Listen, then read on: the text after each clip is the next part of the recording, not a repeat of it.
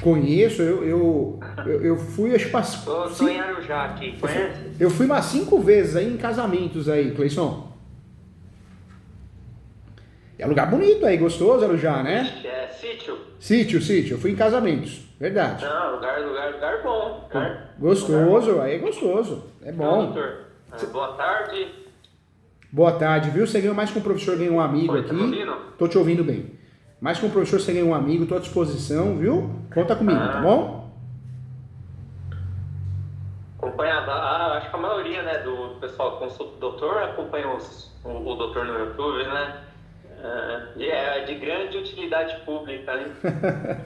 Eu fico feliz porque muita gente manda mensagem, falando, professor Júlio, eu ia cair num golpe, eu ia entrar numa fria, o advogado entrou errado, né? O professor me salvou aí com um vídeo, com uma aula, e eu ganhei muito presente, muitas lembranças, então é muito legal, é muito gratificante, né? Não, fantástico, fantástico. Eu estou pensando em cursar direito, vendo os vídeos do doutor, falando, é um ramo bacana, né? Que E às legal. vezes quando você vê, igual às vezes um pneu. Você vê o borracheiro lá com a facilidade, você fala, rapaz, tem coisa que o pessoal faz tão bem feito, que É, parece que é fácil, né? Que até é motivo. é verdade, motiva, verdade mesmo. Né? Verdade. Então, doutor, eu é, sou um pequeno investidor, junto com o meu pai. Legal. Bacana, isso é Há bom. um ano retrasado, a gente era produtor rural, né? E aí a gente teve uma proposta lá de um produtor grande e a proposta dele seria arrendar nossas terras, porque a gente tinha um silo lá, e aí o que ele iria pagar é basicamente o valor que a gente ia ter de rentabilidade ao ano. A gente pegou, arrendou, e a partir de então a gente começou a investir em imóveis, começou a fazer outros tipos de investimento, né? E faz bem, às vezes Antes de a falar gente de escolhe um novo, caminho, mas oi? às vezes Deus escolhe outro caminho para nós, né? Então tá certo, que bom. Não, mas é porque a gente tinha um silo lá na. Não, o senhor conhece silo, né? A unidade armazenadora de grãos? Conheço. Então, é que a gente tinha aí um produtor. A gente tem negócio lá em Rondônia, né? Eu sou lá de Rondônia também, nasci lá. Hoje eu tô aqui em São Paulo. A gente tem coisa em São Paulo e Rondônia. E aí ele arrendou uma área lá e fez uma proposta para nós. Aí a gente falou, bom, já que a gente vai ter uma rentabilidade e vai receber em soja e milho, né, que é o produto que a gente comercializa, a gente acabou arrendando, né? Imagina se tem uma loja, alguém fala, não, vou te pagar o que você ganha por mês, sem precisar trabalhar e sem precisar ter o estoque, você fala, maravilhoso, né? Tem que Aí, partir para essa mesmo, tá certo. a gente entrou com um compromisso a comprar um terreno lá em Rondônia. E aí eu sou até o...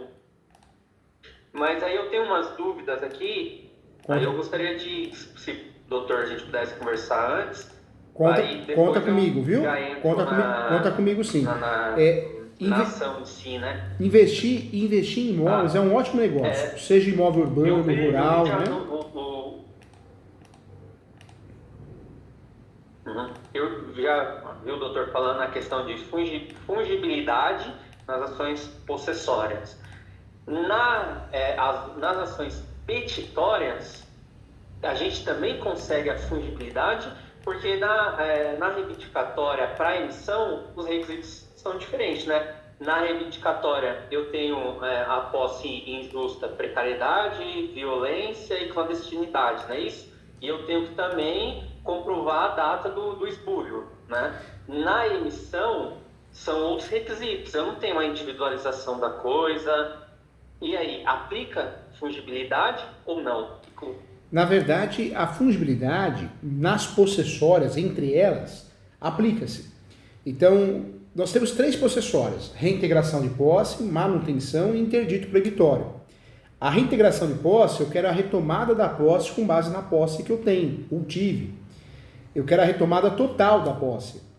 A manutenção de posse é uma ação possessória também, é a irmãzinha mais nova, é uma ação que eu quero recuperar parte da posse. Não houve a invasão total, né, com base na posse. E o interdito proibitório é uma ação preventiva possessória. Ou seja, eu faço o interdito proibitório antes de ocorrer a invasão. No seu caso, você pode fazer o uso do princípio da fungibilidade em qualquer uma delas, das possessórias entre elas. E o mesmo acontece com as petitórias. As petitórias vai ocorrer a fungibilidade entre elas, não petitória com possessória e não possessória com petitória. Então, a petitória eu consigo fungibilidade no quê? Na emissão de posse. A ação de emissão de posse, eu quero o imóvel pela primeira vez, mas eu tenho registro. Isso acontece com imóveis comprados nos indicados da Caixa, comprados em leilão. Então, eu quero o imóvel pela primeira vez, né? Só que eu tenho registro no nome, então chama emissão na posse. Eu posso fazer uma reivindicatória ou uma emissão da posse, vai aplicar a fungibilidade entre elas. Então, a fungibilidade ela acontece tanto nas possessórias quanto nas petitórias, mas não uma em relação à outra, aos grupos, né? Só acontece entre elas. Sim, não, até aí eu entendi. A questão é que nas ações de emissão reivindicatória tem requisitos diferentes, né? Na reivindicatória, os requisitos é o domínio, que na emissão também, e a posse injusta. Na emissão, a posse injusta, ela não difere da reivindicatória, porque a posse injusta na emissão, ela necessita ter o justo título, né?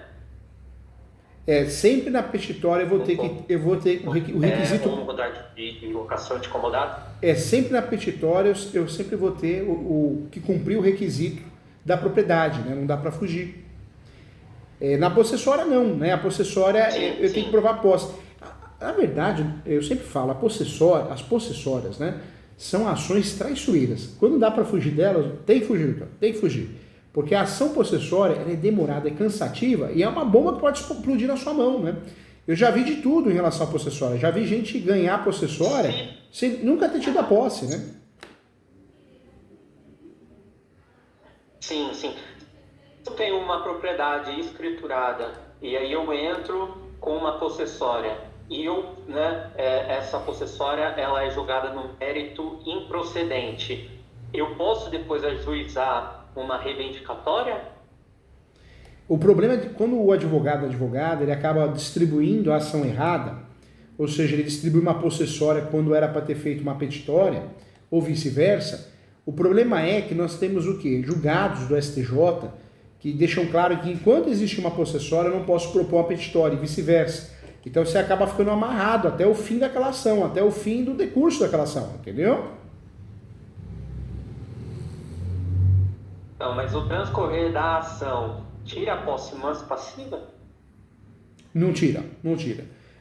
De fato, a posse mansa pacífica ela cai, ela deixa de existir para efeitos de qualquer situação, inclusive os capião, quando eu tenho uma decisão transitada e julgada. Se eu não tenho uma decisão transitada e julgada de possessória e petitória, a posse continua sendo mansa pacífica.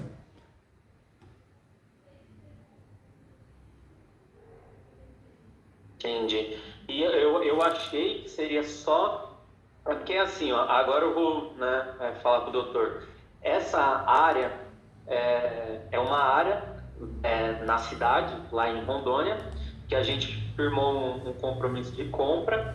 Uma parte dessa área já foi reintegrada, então a empresa na época, em 2008, quando ela tomou ciência das invasões, ela entrou com reintegração. Só que ela já tinha a escritura pública registrada, que era uma empresa que ela fornecia energia lá para a cidade e a prefeitura ficou com... Quando chegou a energia elétrica lá, né, ela fornecia energia, aquelas antigas, acho que era caldeiras. Quando chegou a energia, a prefeitura não tinha o dinheiro para pagar que estava faltando e deu em pagamento essa área. A empresa pegou a área, ficou ainda um período lá trabalhando com fundição, né? Que ainda tinha as caldeiras, tinha tudo.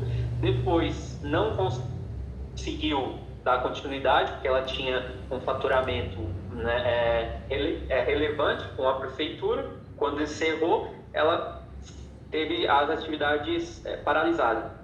E eles foram para outro local e deixou esse imóvel ao cuidado de um senhor lá, de um vizinho lá. E começou a ter um monte de penhora em cima desse imóvel.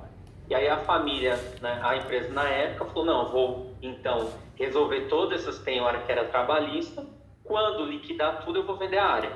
Enquanto estava se resolvendo essas questões aí das anotações nas matrículas, penhora, em 2008 invadiram, eles entraram com reintegração.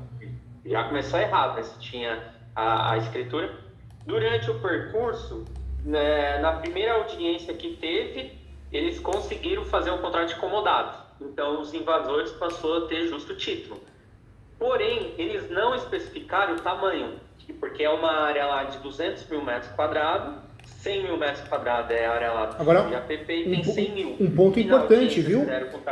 Um ponto importante. O justo título, na verdade, um ponto importante. O justo título é o quê? É qualquer contrato escrito, mas qualquer contrato que transmita direitos. Então, o justo título, em regra, teria que ser o quê? Compra e venda, compromisso, promessa, uma carta de adjudicação, uma carta de rematação. O comodato, em regra, ele não é considerado justo título, assim como o contrato de locação. Ou seja, a pessoa, o invasor, nunca vai conseguir usar um contrato de locação ou um contrato de comodato a favor dele, entendeu? Porque não é considerado um justo título. Na verdade, justo título é só contratos que transmitem. Eles fizeram um acordo em audiência, né? Entendi. Eles fizeram, enfim, e na época eles não mencionou o tamanho que seria para cada comodato, para cada invasor lá, quando eles fizeram. E teve um só que não quis fazer acordo. Aí o que aconteceu? Eles achou, bom, vai continuar a ação para esse um, e o restante está resolvido. E, né, falou, vou focar mais agora, ainda mais nas penhoras. Só que o que aconteceu? Os comodatários foram repicando a posse, foram transferindo posse para um, posse para outro. Quando deu o prazo, né, que eles tinham combinado lá para os comodatários sair, não saíram. Aí voltou a reintegração de posse, e quando foi fazer o cumprimento, ou seja, a ação de 2008, que era tudo